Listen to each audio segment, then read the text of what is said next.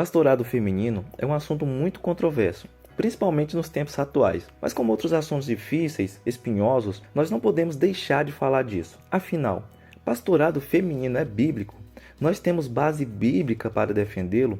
Ou foi algo criado de uns tempos desse para cá? Se você gosta de aprender mais da Bíblia, não esquece de se inscrever nesse canal e deixa seu like para demonstrar que gostou do vídeo e receber mais conteúdos como esse. Antes de entrarmos nesse assunto, é importante deixar claro que homens e mulheres são iguais em valor segundo a Bíblia, ou seja, eles são iguais diante de Deus, mas têm funções complementares.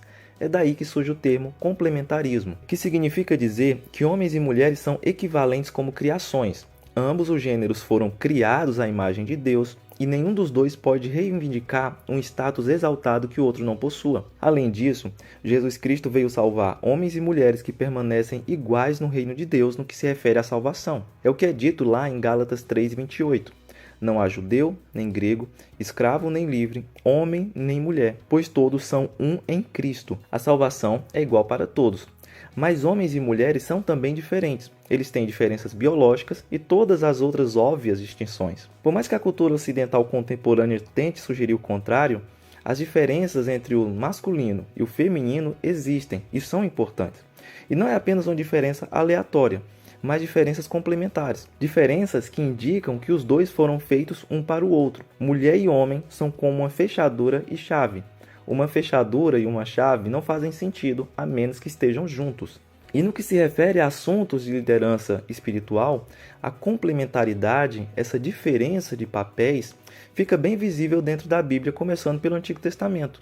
Lá só se vê homens no papel de sacerdotes. Houve mulheres que exerceram funções civis, como Débora, que foi juíza e profetisa, Esté, que foi uma grande rainha, Raquel, que foi pastora de ovelhas, que fique bem claro, mas não há menção de sacerdotisas. Todos os sacerdotes foram homens descendentes de Arão. Esse papel somente os homens poderiam exercer segundo a vontade de Deus. Indo para o Novo Testamento, enquanto os homens são chamados a uma posição de liderança espiritual, as mulheres são chamadas a receber essa liderança. Começando pelos evangelhos, observamos que Jesus quebrou paradigmas cruéis de gênero daquela época ao conversar com a mulher samaritana e tratar bem outras mulheres. Mas ele nunca escolheu uma apóstola. Deus reservou o papel de pastor, presbítero, até apóstolos, apenas para os homens, como é explicado por Paulo, que diz que as mulheres devem permanecer em silêncio na igreja. Isso não significa um silêncio completo durante o culto. É muito importante a gente falar sobre isso. O contexto não é o ministério público em geral, porque se fosse, as mulheres não poderiam cantar. A questão aí é da avaliação da doutrina do pregador. Quando alguém fala, deve haver outros que julguem o que foi dito, para afirmar se é verdadeiro ou falso, ou seja, para que haja autoridade disciplinar. Esse é o papel dos presbíteros e pastor. Portanto, nesse aspecto, as mulheres devem permanecer em silêncio. Mas óbvio que as mulheres podem cantar, orar em voz alta e etc. durante o culto. Podemos resumir que as mulheres são livres para exercer seus dons em todos os papéis: missionárias, evangelistas, educadoras, trabalhadoras civis, os mais variados cargos e funções. Desde o início da igreja, as mulheres têm um papel relevante e Jesus sempre as tratou como muito importantes em uma sociedade em que elas não tinham muito valor. Mas o papel de pastor, Deus reservou ao homem, sacerdócio no Antigo Testamento e mestre e autoridade no Novo Testamento. Ou seja, presbítero, pastor, bispo, reverendo só podem ser homens. Mas se segundo o que temos na Bíblia, o pastorado é reservado apenas aos homens, enquanto as mulheres devem exercer todos os outros cargos, então de onde surgiu essa história de pastorado feminino? É possível destacar alguns marcos históricos relevantes que contribuíram para a abertura de espaço para mulheres no ministério pastoral em algumas denominações cristãs. Um desses marcos foi o movimento de avivamento do século XIX, que trouxe uma nova renovação espiritual e social em várias partes do mundo, incluindo os Estados Unidos e a Inglaterra. Nesse contexto, algumas mulheres começaram a exercer um papel ativo na pregação e no ensino nas igrejas, apesar das objeções e resistência de líderes e membros conservadores. Outro marco foi o movimento feminista do século XX, que reivindicou a igualdade de direitos e oportunidades para as mulheres nas mais variadas áreas da sociedade, incluindo a religião. Esse movimento inspirou muitas mulheres cristãs a questionar as interpretações tradicionais da Bíblia e a buscar uma leitura mais inclusiva e empoderada. Ou seja, se a Bíblia não dizia o que elas queriam, elas achavam que deveria ler a Bíblia da maneira que bem entendiam.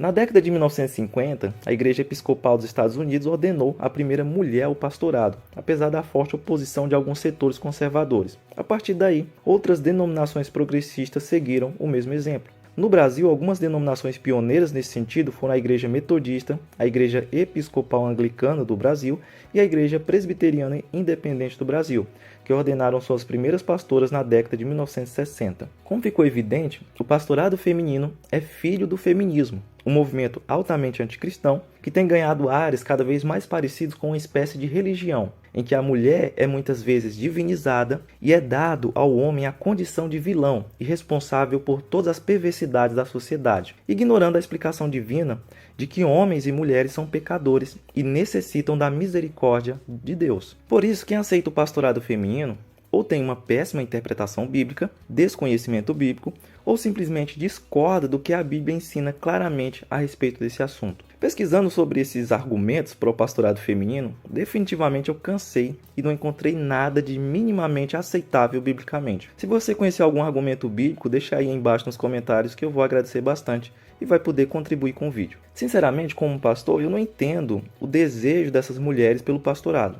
Ser pastor é ter muita dor de cabeça, problemas inesperados, decepções. Apesar do lado bom de estar fazendo a vontade de Deus. Tem que ter um chamado e convicção alicerçados na Bíblia muito fortes para continuar. Definitivamente, se a Bíblia dissesse que o pastorado feminino é exclusivo para as mulheres, eu agradeceria. Mas não é. E quando se trata da vontade expressa de Deus, o que podemos fazer é nos calar e aceitar. Existem alguns assuntos na Bíblia que são bastante complexos. Escatologia, união hipostática e muitos outros. Mas a respeito do ministério feminino, nunca houve dúvidas. Sempre foram apenas os homens pastores. Mais de uns anos para cá, tem havido essa péssima modernização devido aos movimentos feministas que têm entrado na igreja. Quando se abre a porta para que mulheres sejam pastoras, vários outros pecados podem vir juntos. Um dos mais evidentes nesse caso é a falta de conhecimento da palavra de Deus.